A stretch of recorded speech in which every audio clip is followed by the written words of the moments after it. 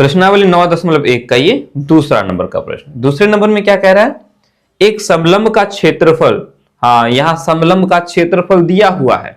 हमने एक नंबर में समलंब का क्षेत्रफल निकाला, जो मेज था, मेज वो समलंब के आकार का था, है ना, तो हमने समलंब का क्षेत्रफल निकालना सीखा। और यहां क्षेत्रफल दिया हुआ है, ठीक है, और इसकी ऊंचाई 4 सेंटीमीटर है।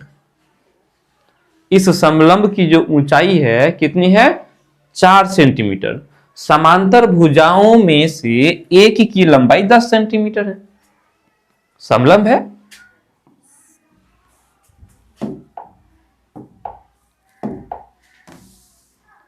समलंब है, इसकी जो ऊंचाई है ना, इसकी जो ऊंचाई है वो कितनी है, ये दिया हुआ है 4 सेंटीमीटर। ओके, उसके बाद इस पूरे समलंब का, इस पूरे का जो क्षेत्रफल है वो 34 वर्ग सेंटीमीटर दिया हुआ है। फिर कहा है कि समांतर भुजाओं में एक भुजा की जो लंबाई है, दो ठो समांतर भुजा, एक ठो ये और एक ठो ये बड़ी वाली, एक बड़ी और एक छोटी। अब दोनों में से कौन सी है, यहां जो 10 सेंटीमीटर दिया हुआ है, अब ये वाला है कि ये वाला है, हमें तो नहीं मालूम। मालूम है, नहीं मालूम। तो एक समांतर भुजा दिया हुआ है, दूसरे का माप निकालना है, तो दूसरे का मान हमें मान लेना है, हमें नहीं मालूम है ना, तो यहां लिखेंगे हल। हमें नहीं मालूम है कि समांतर, दूसरी समांतर भुजा की जो लंबाई है वो कितनी है, मालूम है, नहीं मालूम है, यहां लिखेंगे माना कि दूसरी समांतर भुजा की लंबाई x है। अब मान लो कि दूसरी भुजा की जो लंबाई है वो x है, एक ठो है 10 सेंटीमीटर है और दूसरा x मीटर, x है, मान लिया ना। अब जब मान लिया तो देखो, जब हमें क्षेत्रफल निकालना होता है, हाँ समलंब का है ना, यहां लिखेंगे हम लोग समलंब का क्षेत्रफल। आप यहां इसीलिए लिख सकते हो, या ना भी लिखोगे तो चलेगा। याद रहे, जब क्षेत्रफल दिया हुआ रहे तो यहां हम लोग क्या लिखेंगे, समलंब का क्षेत्रफल बराबर, यहां जो क्षेत्रफल दिया है ना उसको लिख लो 34 वर्ग सेंटीमीटर। 34 वर्ग सेंटीमीटर का मतलब हुआ सेंटीमीटर स्क्वायर। क्लियर? इस आकृति को मैंने इधर से हटा दिया, उधर लिखना था, कोई बात नहीं, ठीक है।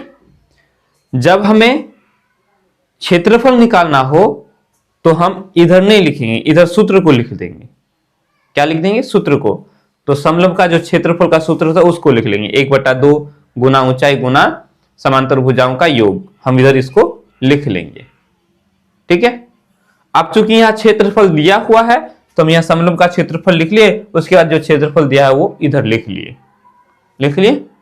अब हमें क्या करना है, जो समलंब का क्षेत्रफल का जो सूत्र होता है वो यहां लिखना है, ठीक है। अब हम यहां लिखेंगे ये वाला चिन्ह, इसको बोलते हैं या।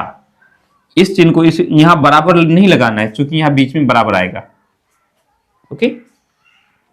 तो समलंब का क्षेत्रफल का सूत्र क्या होता है, हम जानते हैं 1/2 गुना ऊंचाई।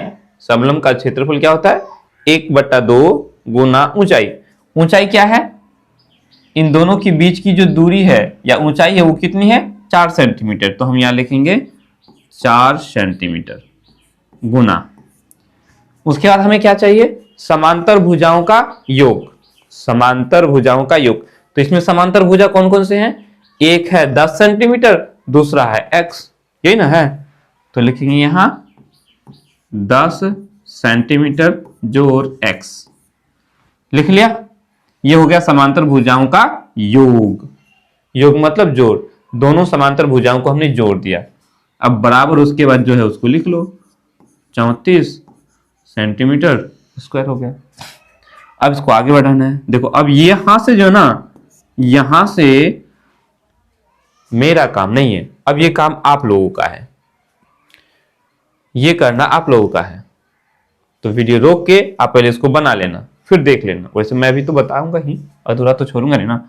अब देखेंगे 1/2 और 4 गुना हो रहा है, तुम क्या करेंगे, 2 1 2 और 2 दूनी 4, कट गया, कट गया 2 का पहाड़ा में। तो 1 और 2 को गुना करेंगे तो क्या हो जाएगा, ये 2 ही होगा, क्या हो जाएगा, हाँ ये 2 हो गया ना। चलो एक स्टेप को हम लोग आगे बढ़ा देते हैं, ठीक है। गुना 10 सेंटीमीटर जोड़ x बराबर 34 सेंटीमीटर स्क्वायर। अभी जो है ना, इसको इनसे गुना नहीं करना है, इससे इसको अभी गुना नहीं करना है, इसको उधर लेके चले जाना है, ठीक है। तो आगे बढ़ाएंगे तो क्या हो जाएगा, हम इस 2 सेंटीमीटर को बराबर के उस पार लेके चले जाएंगे। तो क्या होगा, ये 2 सेंटीमीटर इसके साथ गुना हो रहा है ना, इसके साथ गुना हो रहा है, तो ये जब बराबर के उस पार जाएगा तो भाग हो जाएगा, यानी कि इधर हो जाएगा 10 सेंटीमीटर जोड़ x बराबर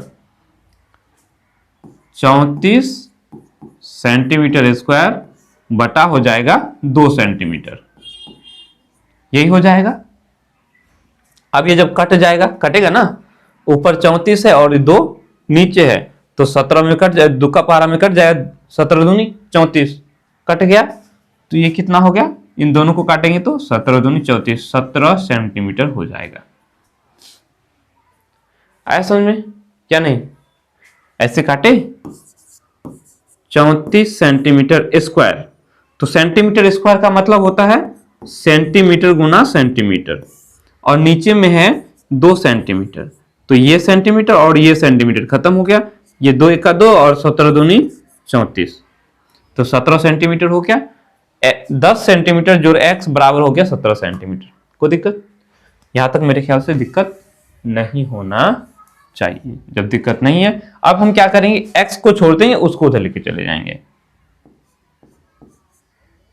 यहां हम x को छोड़ देंगे और इसको उधर लेके चले जाएंगे, तो 17 सेंटीमीटर है, 17 सेंटीमीटर। ये x जो कि जोड़ में है, बराबर के उस पार जाएगा तो ये घटा में हो जाएगा 10 सेंटीमीटर। अब बोलो 17 सेंटीमीटर में से 10 सेंटीमीटर चला गया तो कितना बचा, 7 सेंटीमीटर बचेगा, यानी कि x का मान हम लोग का 7 सेंटीमीटर आया। मतलब ये हुआ कि जो छोटी भुजा है, यानी समांतर भुजाओं में जो छोटी भुजा उसकी लंबाई है 7 सेंटीमीटर, और ये 10 सेंटीमीटर ये बड़ी भुजा की लंबाई है, ठीक है। ये निकालना था, लिख लेंगे यहां। अतः यही जो हम लोगों ने माना था, दूसरी समांतर भुजा की लंबाई कितना हो गया, 7 सेंटीमीटर होगी। चलो, उम्मीद करते हैं समझ में आया होगा ना, उतार लो इसको।